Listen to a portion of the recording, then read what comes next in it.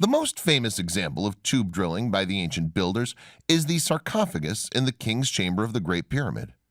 A tube drill mark was left on the top inside of the box with some extra polishing to cover it up. If you go to the king's chamber, you can still see it if you examine the box. Looking at the radius of the cut in the king's chamber box, less than 2 inches, it's rather obvious that in this one piece alone, the masons made thousands of holes several inches deep. The experts who did this had mastered completely the principles of drilling in any material, soft or hard, wood, stone, or metal, and could have drilled virtually any naturally occurring material on this planet. Things get interesting when we find holes drilled in granite, and we even have some of the drill core remnants.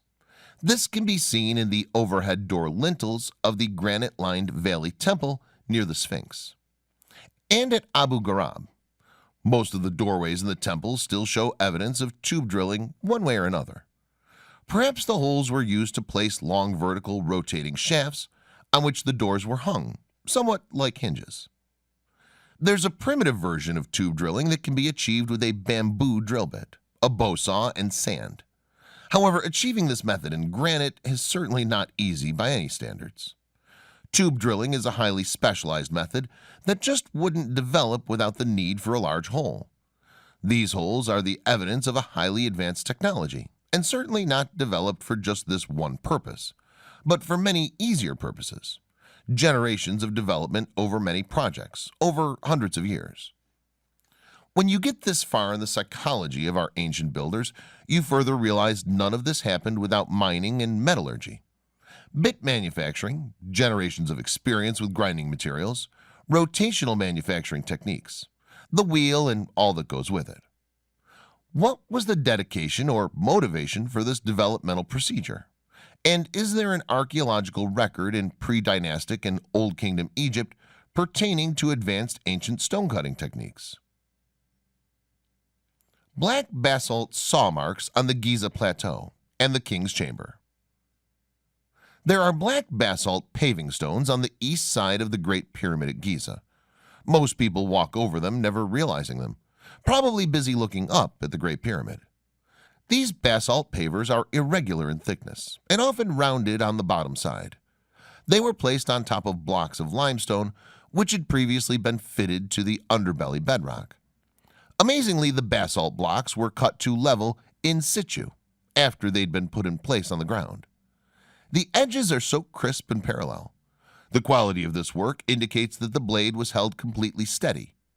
Apparently, cutting basalt was not so slow and arduous that extra cuts like these would have been avoided, as being an unnecessary waste of time. There are several places where overcuts like these can be seen.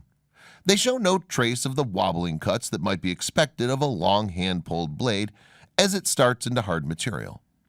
That may be because these cuts were made as the blade was coming out of a cut above it, and it was held firmly in place by the rock above it. We know that the stone box in the King's Chamber of the Great Pyramid was cut with a very large saw, one which was longer than the box, perhaps 10 feet. The marks on the bottom of the box were discovered and described by Flinders Petrie. He also described an error in cutting that went off the mark before the workers noticed to back out the saw from the cut and start over.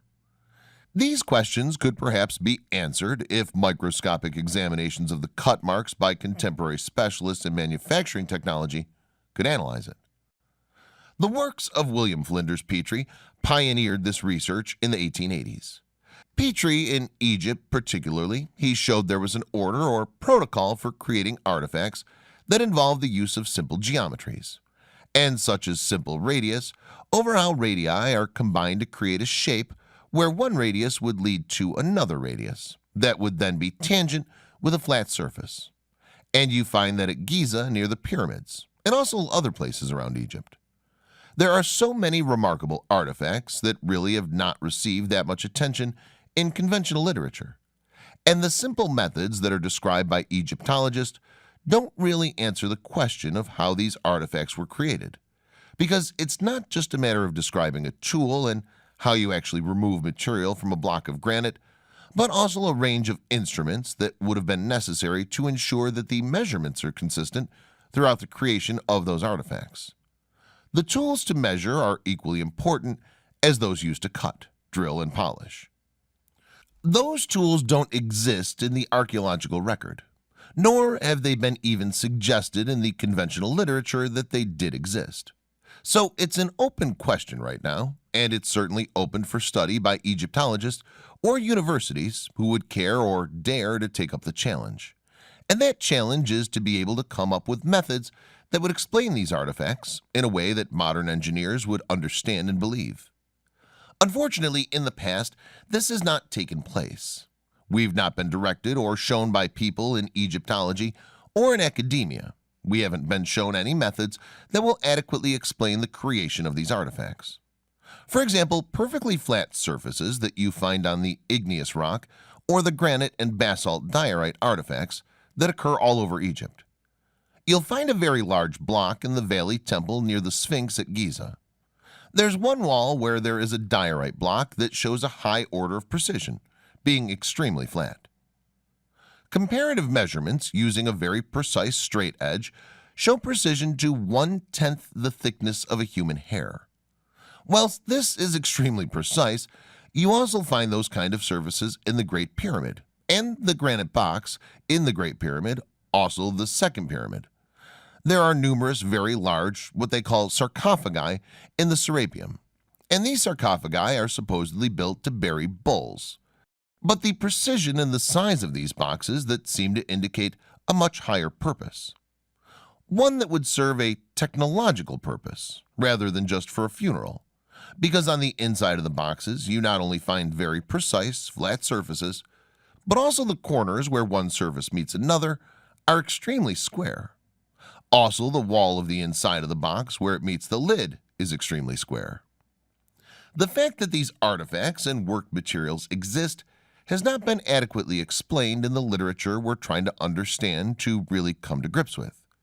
Egyptology isn't trying to come to grips with anything, even how we will create these artifacts today, because it would really stretch our capabilities to make these artifacts, particularly the ones in the Serapeum. But these are fairly simple geometries. We go from the simple to the complex, and then it becomes a little more difficult to explain, because not only a flat surface is fairly simple to understand in terms of how you would grind a surface flat now. When we move to more complex surfaces, we find that there are objects that have curved surfaces or radii, and gathering the information about those, I've tried to determine how they were created. And gathering the information about those, I've tried to determine how they were created. But before you can actually do that, you have to determine exactly what it is that you're looking at, and that you can't do that without taking measurements. So taking measurements of those artifacts. When you have complex compound surfaces and compound radii that flow from one to the other, and also they seem to follow a general direction, or the contours are maybe cut, and then that contour flows along a straight line, and that straight line on an axis is very precise, to almost as though it would be made on a machine. And that, of course, is a very controversial suggestion. In today's world, you have to consider that because the two created any other way, it would be enormously difficult. And certainly for an artifact that's supposed to be part of a construction, it wouldn't require that much of that high precision if it was just for our construction purposes. If it was made by hand, it would take an enormous amount of time for you to create that precision, and it wouldn't be necessary anyway. Those are the kind of questions that need to be asked when we look at these artifacts. It's a question of what tools would have been used to create it, and when we ask those questions, we tend to lean more towards the fact that the machines or the tools that they were using to create them were capable of no lesser precision and what appears in the piece. Flinders Petrie was very outspoken on these issues over a century ago, stating, "The methods employed by the Egyptians in cutting the hard stones, which they so frequently worked, have long remained undetermined. Various suggestions have been made, some very impractical, but no actual proofs of the tools employed, or the manner of using them, have been obtained." Amazingly, he recognized the immense importance by today's standards all the way back then. He gave detailed analysis of engineering enigma,